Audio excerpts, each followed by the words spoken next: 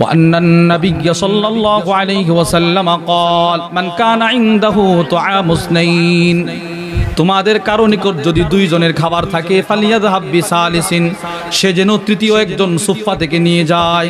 সুবহানাল্লাহ বলেন। সে যেন একজনকে লুজিং হিসেবে সুফফা থেকে নিয়ে যায়।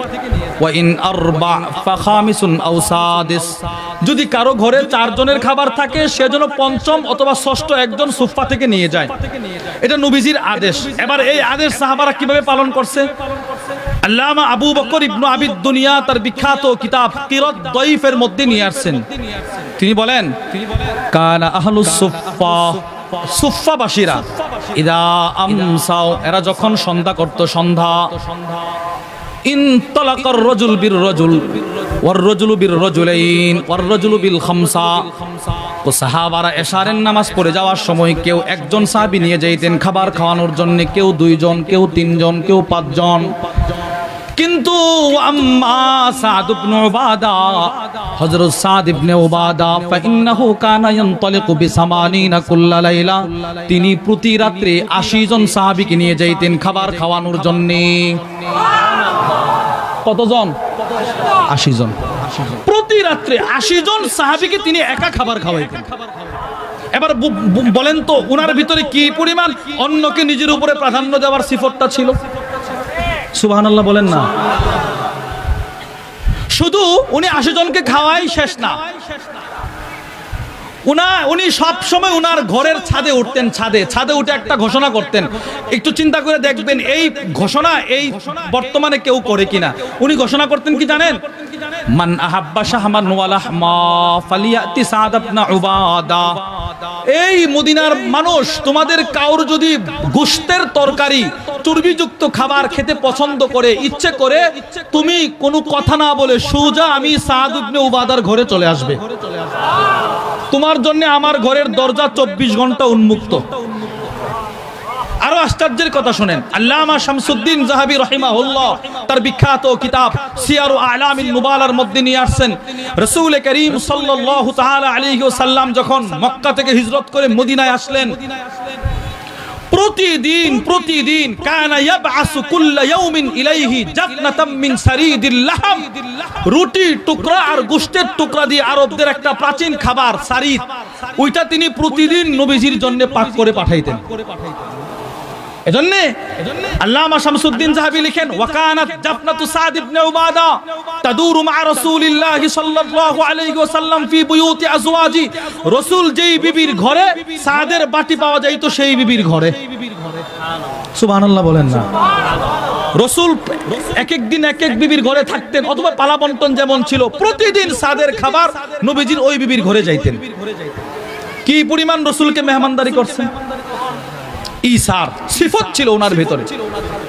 4 মুসলিম শরীফের 2630 নম্বর হাদিস।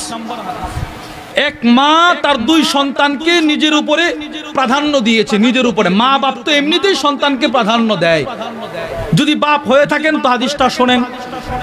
মা তার সন্তানকে নিজের উপরে প্রাধান্য দিয়েছে। রাসূল বলেন এই মা জান্নাতি হয়ে গেছে।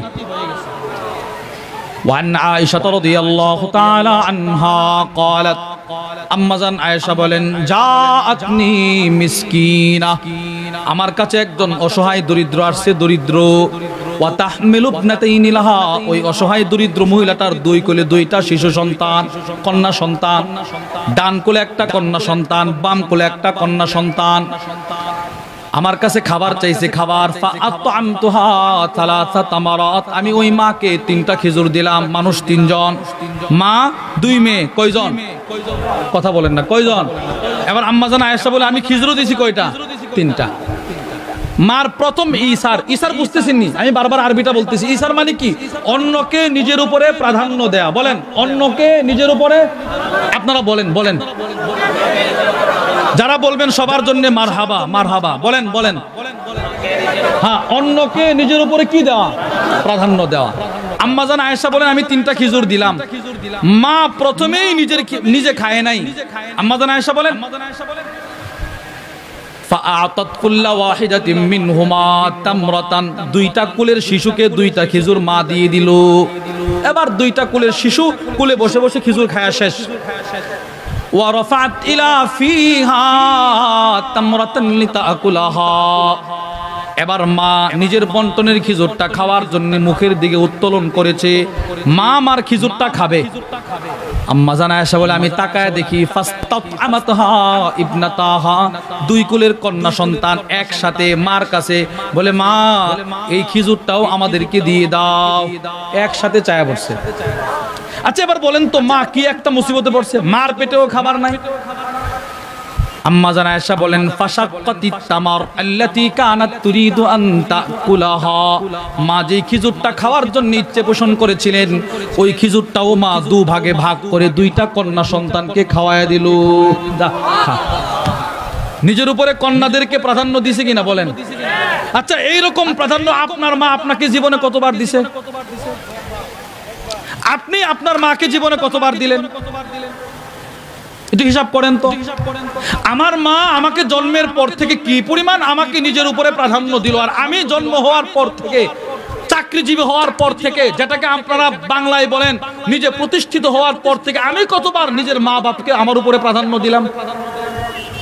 আমার উস্তাদ আমাকে কি পরিমাণ নিজের উপরে প্রাধান্য দিল, আমি আমার উস্তাদকে কি পরিমাণ দিলাম।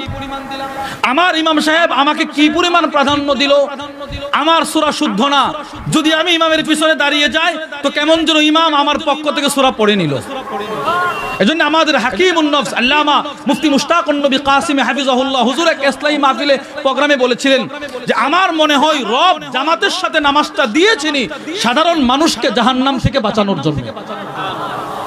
আপনি তো তেলাওয়াত শুদ্ধ না, আপনার তেলাওয়াত শুদ্ধ নাই, কিন্তু আপনি ইমামের পিছনে দাঁড়িয়ে গেলে আপনার তিলাওয়াত করার কোনো বিধান, আরে কথা বলেন না, বিধান দেখছেন হুজুর কি কথাটা চিন্তা করছে। তো এই ইমাম আমাকে কি পরিমাণ প্রাধান্য দিল, আমি ইমামকে কি পরিমাণ প্রাধান্য দিলাম। মা যখন দুই সন্তানকে প্রাধান্য দিল, আম্মা জান আয়েশা বলেন ফাআজাবানি শানুহা, মার এই প্রাধান্য দেওয়াটা আমার খুব আশ্চর্য লাগলো। আরে মা বুঝি এমনই হয়। মা চলে গেছে, দিন ফুরিয়ে রাত হলো, রাসূল আমার ঘরে আসলেন। ফাযাকারতুল্লাযী সানাআত লিরাসূলিল্লাহি সাল্লাল্লাহু আলাইহি ওয়াসাল্লাম, নবীজির কাছে আমি মহিলার পুরো ঘটনা বর্ণনা করে শোনাইলাম। ওগো আল্লাহর রাসূল দুই মেয়েকে দিয়ে আবার নিজেরটাও দুই মেয়েকে দিয়ে নিজের উপরে মেয়েদেরকে প্রাধান্য দিছে। রাসূল সাথে সাথে বলে আয়েশা ইন্নাল্লাহা ক্বাদ আওজাবা লাহা বিহাল জান্নাহ, এই প্রাধান্য দেওয়ার কারণে রব তার জন্য জান্নাত ওয়াজিব করে দিয়েছে। যাও সে জান্নাতি হয়ে গেছে। এই চারটা হাদিস থেকে কি বুঝলেন? রাসূল ঈসার প্রতি উদ্বুদ্ধ করেছে কি করে নাই? বলেন করেছে কি করে নাই?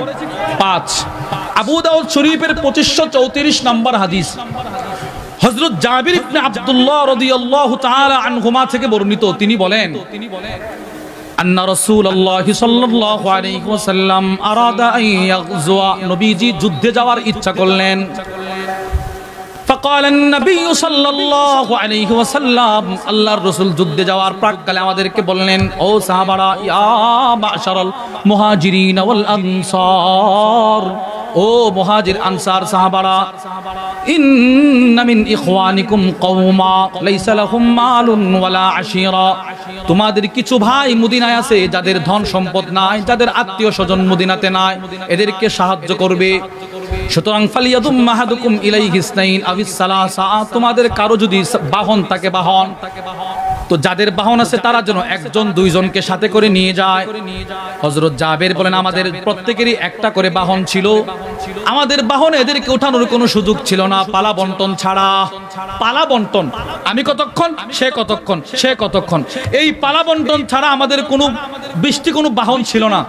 আল্লাহর কসম আমরা সেদিন সবাই সাহাবাদেরকে পালা বন্টন করিয়ে করিয়ে করিয়ে করিয়ে 1000 কিলোমিটার পাড়ি দিয়েছি। কি আপনি দিবেন? আমি ট্রেনে ঢাকা যাই, ঢাকা আমি যে বসে রইলাম, আমার পাশে একজন মুরব্বী অসহায় দুর্বল ক্ষীণ মানুষ, উনি যে ট্রেনে দাঁড়িয়ে আছে, উচিত তো ছিল নবীর হাদিস সামনে রেখে মুরব্বী অনেকক্ষণ যাবত দাঁড়িয়ে আছেন, একটু বসেন আমি একটু দাঁড়াই, উচিত ছিল কিনা বলেন? বলেন আপনারা যারা এই মাহফিলে আসছেন